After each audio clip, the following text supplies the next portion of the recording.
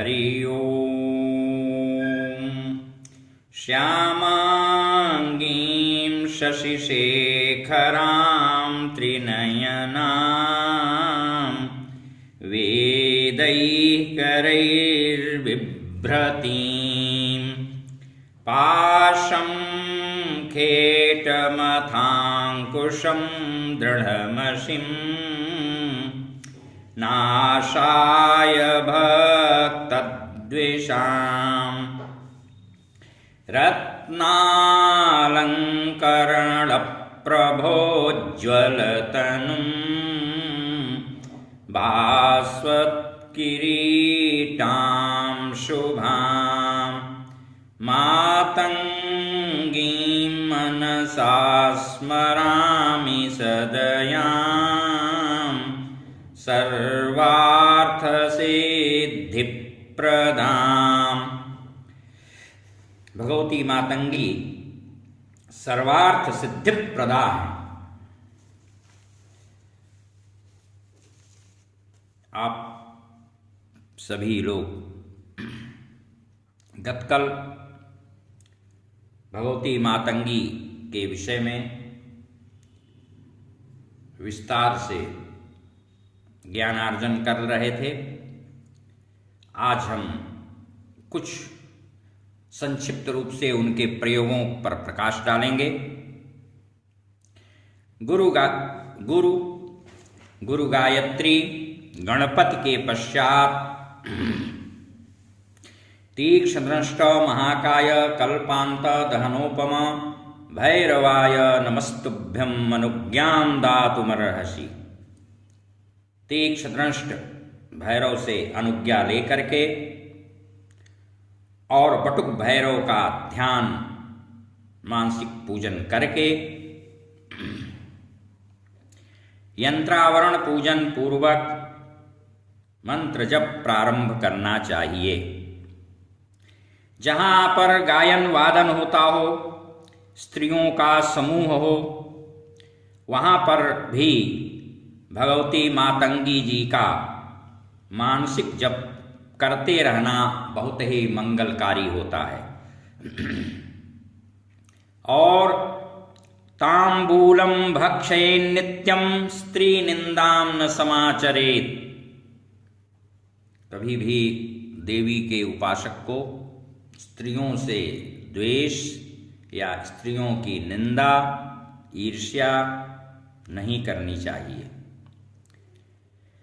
सबसे पहले 12 बार कुल्लुका, कंठ में 12 बार महाशेत, मणिपूरक चक्र में निर्वाण मंत्र 12 बार, मुख शोधन 12 बार, फिर न्यासादि करने के पश्चात ही जपारंभ करना चाहिए।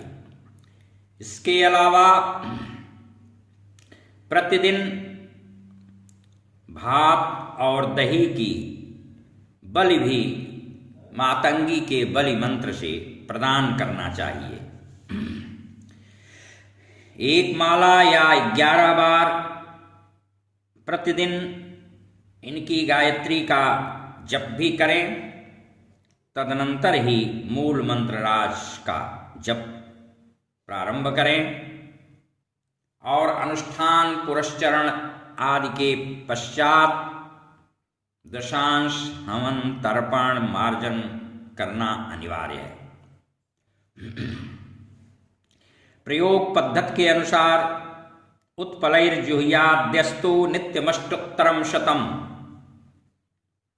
मासेन सकलान् लोकान् दासीभूतान् करोत्यसौ। नित्य 108 बार जप करके और 108 बार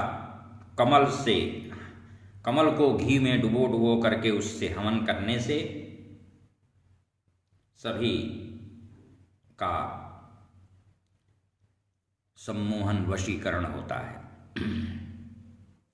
रक्त कमल और चंपा पुष्प, मधुक पुष्प यानी महुए का फूल या महुआ, इससे भी काम्य जनित हवन करने का विधान है। बिल्व मूल में बैठकर नित्य जप करने से धनागम होता है और श्री समृद्धि होती है। उपर्युक्त कार्यों में रक्त वस्त्र धारण करके करना प्रशस्त है। रक्त चंदन तिलक लगाएं। सरस्वती की कृपा विद्या हेतु श्वेत वस्त्र श्वेत अंगराग धारण करके जप करने का विधान है।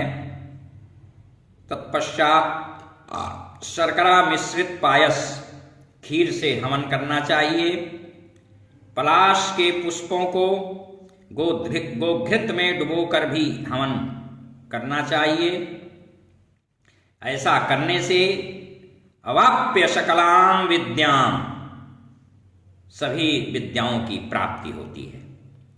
वाचा सिद्धि हेतु वेर और घृत मिश्रित शर्करा सम्मोहन वशीकरण के लिए त्रिमधु से नित्य हवन का विधान बताया गया है। न नित्य हो सके तो अनुष्ठान काल में ही सही। स्वास्थ्य लाभ हेतु दूर्वा और मालती के फूलों को घी में डुबोकर हवन करें। कुमुद किंशुक एवं नागबल्ली से भी हवन करने का विधान है। इससे हवन करने से नैरोग्य आरोग्य की प्राप्ति होती है। पूगी फल यानी सुपारी, जिसे डली भी कहते हैं, उसका हवन और गंधाष्टक का हवन वशीकरण प्रदान करता है। त्रिमधु के हवन से भी वशीकरण होता है। त्रिमधु में बिल्वपत्र डुबोकर हवन करने से धनागम होता है। मधुयुक्त महुए के पुष्पों का हवन सम्मोहन कारक होता है। हल्दी के चूर्ण युक्त नमक का हवन स्तंभन करता है।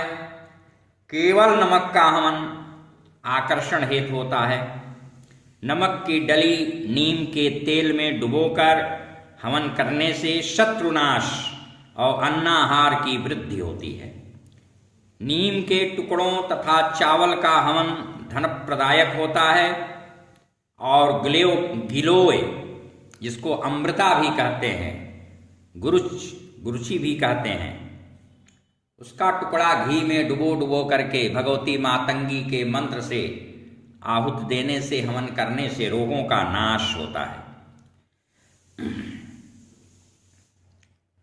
अष्ट अप्सराएं हमेशा भगवती मातंगी की सेवा में समुत्सुक रहती हैं, उद्यत रहती हैं,